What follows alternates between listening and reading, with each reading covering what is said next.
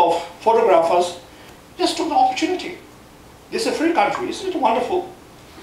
They just, found His Holiness coming out, so they, took photos and they put on the website, and that's how it got out. It was not official, photo released by the White House, and any way to, make His Holiness exit look less dignified. So why do you want to create an impression as if it was deliberate by the White House? Because it was not. This kind of information only pleases people in Beijing. And especially, please, always think about our brothers and sisters inside Tibet. Every action we do, we must make sure that it further gives them encouragement. It would be immoral for us to send a message which will demoralize them. Haven't they suffered enough? Don't they need some good news? So I just wanted to share with you very intimately, because this has been one of the most successful meetings. By that I'm not saying that former Senior Bush, President Clinton, and President especially George W. Bush, they have been very, very respectful to His Holiness. Especially George W. Bush. Really, His Holiness has a tremendously very close personal relation with President Bush. To the annoyance of many American friends, and also to many people in Europe, His Holiness always said that, I love George Bush. Yes, it's true. You know why he should say that? Because he's been good to Tibet. And His Holiness has a moral responsibility for the Tibetan people, and it is right thing for His Holiness to say that he loves George Bush. Because George Bush, with regard to Tibet, forget about other issues, because we are, especially those of us who are Tibetans, we are single-issue people. It is not at all embarrassing for us to say that we judge people by what they do for us, where they stand with regard to Tibet. So he's been a good friend. And in fact, I was deeply touched during the last meeting that His Holiness had with President Bush. Really very touching. Whether you like him or not, after all, he's the President of the United States. Still the most powerful nation on this little planet. President Bush said to His Holiness, Your Holiness, I'm your foot soldier. Tell me what to do. Just imagine, whether you like his politics or not, he is speaking as the President of the United States. I was really deeply touched, deeply moved. And he meant it. He really meant it. He said, Your Holiness, I'm your foot soldier. But this also tells you, you see, how much reverence and respect your leader has from the world. And this should really make us, feel very proud of the fact that we have such a leader in His Holiness. That the most powerful person, the leader of the most powerful nation, without reservation tells His Holiness, Your Holiness, I'm your soldier. But with the Barack Obama, there's different chemistry. With the Barack Obama, almost in every global issues, His Holiness and this President has a very identical approach. And those of us who've been working very closely to make this meeting happen knew that once they met, there'll be this extraordinary chemistry. And that is exactly what happened. Barack Obama is very, very deeply respectful of His Holiness. But not only that, but these two Nobel laureates really share so much, they're the whole kind of dream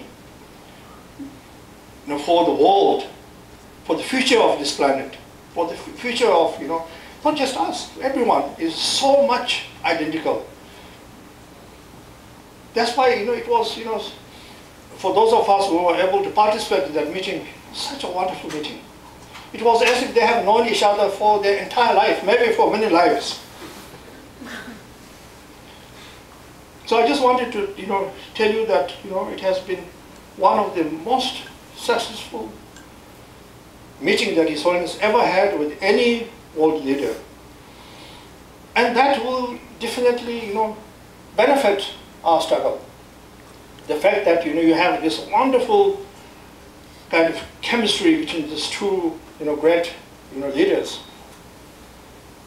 So therefore, it is important for us, friends of Tibet, especially for us Tibetans, to carry that message of positiveness, to say that we have a friend in Barack Obama. Not to like fuss about, what, the backdoor entry. First of all, as I said, it was not a backdoor exit. It happened because they gave opportunity for His Holiness to speak to the White House media within the grounds of the White House. Then there was even a lot of discussion about, the gift. I believe I haven't, first of all, I by nature, try not to read all the kind of the gossips and junks, to be very frank. But I was told that, even about the gift, there was, or he was given sort of cuffling or so forth. Let me tell you, also the gift. President Obama gave a wonderful gift to His Holiness. That gift was all the correspondence that His Holiness had. First, the letter from Roosevelt to His Holiness. Then His Holiness' letter to Roosevelt, to Truman, President Truman's letter to His Holiness, letter from the Kashak to Truman. Why? Because many of you may have heard His Holiness, for example, when he, spoke at when he received the gold, the gold medal from the, at the Congress. He always talked about, this gold watch that he received from Roosevelt. But he was too young then, 6 or 7 years old. He was too young to understand the importance of the letter from the President of the United States. That in fact that he has never really understood exactly what that letter said. So this time, the gift was not cuffed. Most appropriate, the gift from President Obama, with the handwritten note, was all the correspondence that His Holiness had with Roosevelt, with Truman.